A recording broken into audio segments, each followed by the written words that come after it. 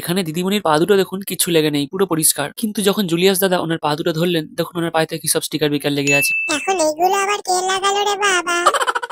এখানে রঞ্জিত কাকার হাত দুটো দেখুন একে অপরের কাছাকাছি রয়েছে, আর সুটকেসটাকেও ধরে নেই।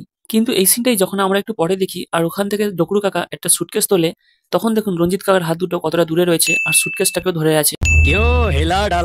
এখানে জুলিয়াস দা কম্বলটা টেনে নিচে নামিয়ে দিলেন, আর তখন জলভূষণ দা শুয়ে শুয়েই চিৎকার করছিল। কিন্তু যখন ক্যামেরা অ্যাঙ্গেল চেঞ্জ হয়, আমরা দেখি জলভূষণ দা উঠে বসে তারপর চিৎকার করছে। জালাবুদ্দিনদার এখানে ঘাম ঝরছে, ঘামগুলো দেখুন গায়ে তো পড়ছে না, বাইরে ছিটিয়ে ছিটিয়ে পড়ছে। ঘামগুলো যদি মাথা থেকে গায়ে গড়িয়ে গড়িয়ে আসতো তাহলে মানা যায়, কিন্তু এখানে দেখুন বাইরে ঝরঝর করে বৃষ্টির মতো পড়ছে। আরে জালাবুদ্দিন দা, এত ঘাম ঝরলে তো ডিহাইড্রেশন হয়ে যাবে।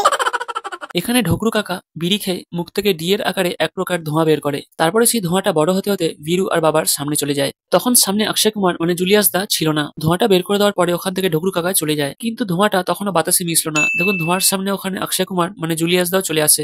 তারপর আস্তে আস্তে ধোঁয়াটা বাতাসে মিশে। বাহ বাহ, একটা বিড়ি থেকে এত বড় ধোঁয়া হতে পারে আর এতক্ষণ থাকতে পারে, আমার জানা ছিল না। রাতের বেলায় 3টে নকল জলি কিচেন ঘরে ঢোকে, আর তার কিছু সময় বাদে বাটু প্যাটেলকে ওরা ফ্রিজের মধ্যে ঢুকিয়ে দিয়ে চলে যায়। তারপর সকালবেলা যখন বাটু প্যাটেলের কথা ওদের মনে পড়ে, তখন ওরা ফ্রিজ খোলে, কিন্তু অবাক করা ব্যাপার হচ্ছে বাটু প্যাটেল তখনও বেঁচে আছে। আরে ভাই, এটা কি করে সম্ভব? সারা রাত ফ্রিজের মধ্যে অত ঠান্ডায় থাকলো, নিঃশ্বাস প্রশ্বাস নেওয়ারও তো একটা ব্যাপার থাকে। আপনাদের কি মনে হয়, সারা রাত এমন ফ্রিজের ভেতর থাকলে কোনো মানুষের কি বেঁচে থাকা সম্ভব? ঠিক বলেছো। এটা হচ্ছে রঞ্জিত কাকুর হলোগ্রাফিক ভিডিও, এটা আগে থেকেই রেকর্ড করা ছিল। লুসি দিদি কোথায় দাঁড়িয়ে আছে সেটাও রঞ্জিত কাকু জানে, আর ওনাকে থ্যাংক ইউ বললেন। এছাড়াও তিনি জাহাজের ক্যাপ্টেন থেকে শুরু করে ওনার চেনা পরিচিত সবার সামনে গিয়ে গিয়ে কথা বলতে শুরু করলেন। মানে আগে থেকে রেকর্ড করা একটা হলোগ্রাফিক ভিডিও কি করে জানতে পারলো যে কে কোথায় ঠিক নির্দিষ্ট জায়গাতে দাঁড়িয়ে আছে? এবার এখানে একটু দেখুন, রঞ্জিত কাকুর পেছনে জালাবুদ্দিন দাকে পরিষ্কার দেখা যাচ্ছে, কিন্তু ওখানে রঞ্জিত কাকুর ইন্টারভিউ নেওয়ার জন্য দুটো লোক আগে থেকেই এসে দাঁড়িয়ে ছিল। ওরা জালাবুদ্দিন দাকে দেখতে পেল না। তারপরে তো ওদের মধ্যে একটা লোক আরো কাছে চলে এলো, কিন্তু পেছনে দাঁড়িয়ে থাকা জালাবুদ্দিন দাকে দেখতে পেল না।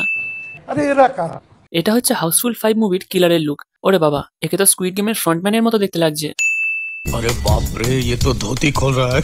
এখানে বীরু আর বাবা গাড়ির ব্রেক মেরে একটা বাচ্চাকে বাঁচানোর চেষ্টা করছে, কিন্তু বাচ্চাটার মাকে দেখুন কোনো প্যানিক করছে না, চুপচাপ দাঁড়িয়ে আছে। যখন ওদের গায়ের সামনে গিয়ে একদম গাড়িটা দাঁড়িয়ে যায়, তখনও দেখুন বাচ্চাটার মা নড়াচড়া করলো না, চুপচাপ শান্তভাবেই দাঁড়িয়ে রয়েছে, বা বাচ্চাটাকে সরানোর চেষ্টা করলো না।